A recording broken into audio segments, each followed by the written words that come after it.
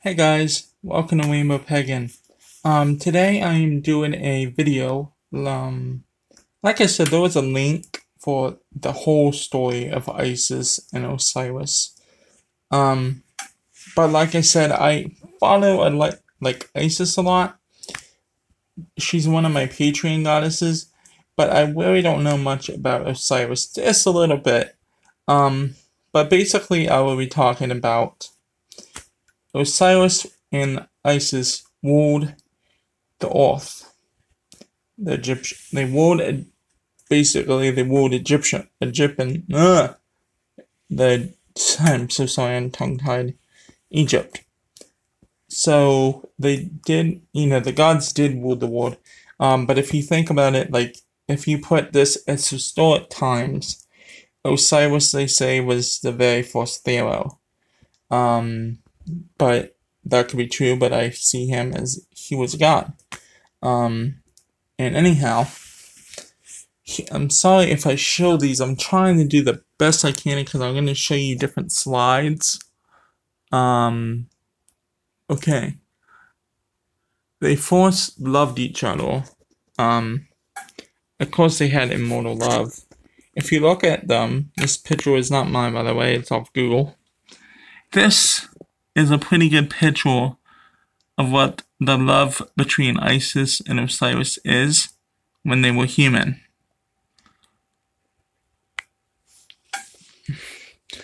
So I think that picture is really nice, whoever made it. That one, I would say. But then we got, they lived a very good life until the day that Set was a very jealous god. And by the way, I want to go back real fast. In Egyptian, the gods try to keep their godness, their immortality in the family. So yes, there is incest. But you're thinking about there is incest in every freaking pantheon, even the Bible. I mean, you can relate incest to a lot of things in the beginning. So anyhow, God Ra, which was the divine creator, basically, had children: Nephesis, Set, Osiris, and Isis. And there may have been a couple others, off my head, but I would say Basset, but I'm not sure on that one, so don't quote me. But those four I'm pretty sure were the ones. And Set was jealous because Osiris was able to bear children. Osiris and Isis had a child named Horus. And Horus was supposed to take over for his father because, his dad, it was time. I'm also going to link a movie that you should watch. Actually, you can look it up if you want. It's called Gods of Egypt. It was basically made. It is a wonderful movie. Excellent. But anyhow, Osiris cared for the people. Humans. He cared for the humans. He saw them wanting to be equal in death, the afterlife. Of like the rich and the poor are basically treated the same in the afterlife. What you earn in this lifetime, like money, you cannot take with you. It is all based on your soul and how good your soul is. Well, anyhow, he was jealous. Set was really jealous, especially when he had a son, and his son was gonna take over for him.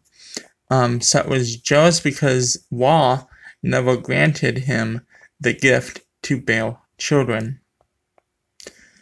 There is a very fight story about that. If you want to look that up, Google like Set versus Horus. There's a whole story behind that. But anyhow, so what Set did was he killed Osiris and sent him to the underworld. Now, bear with me. Shoot. Okay, well, he was sent to the underworld, and Isis found him. Hold on a minute. Isis found him and tried to reincarnate him because she went to the underworld and tried to reincarnate him.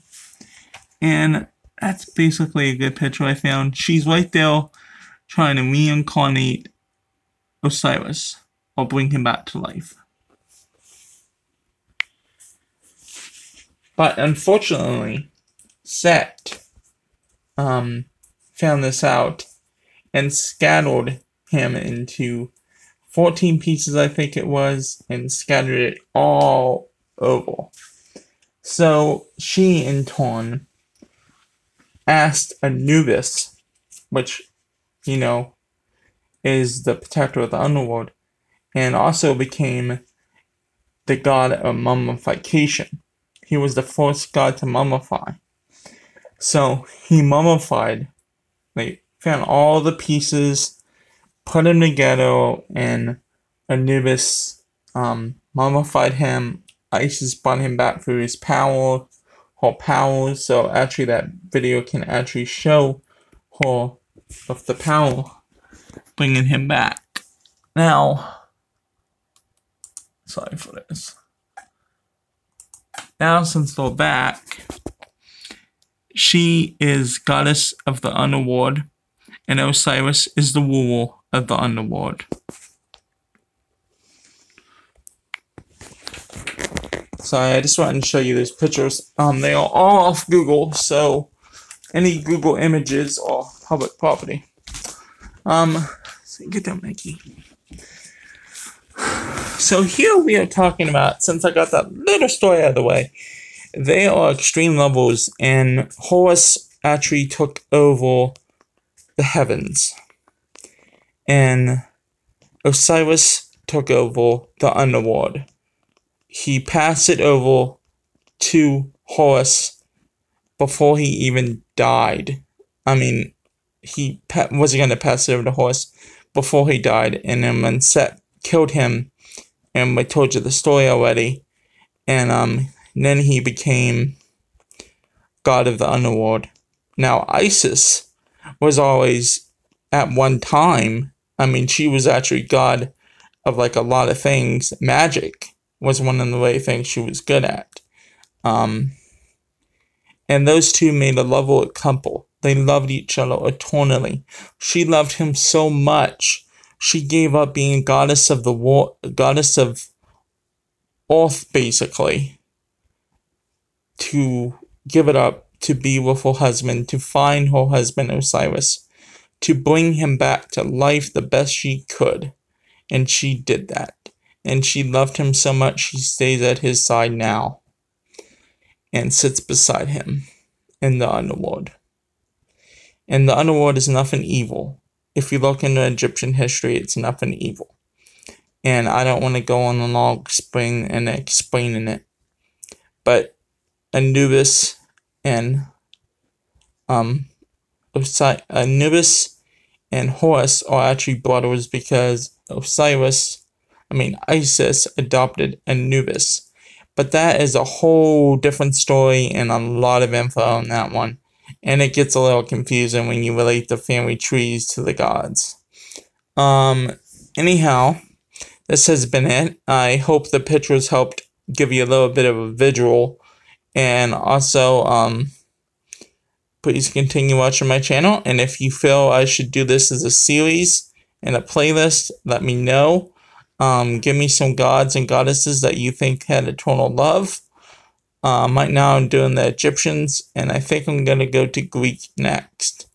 So anyhow, this has been William Pagan, and God bless.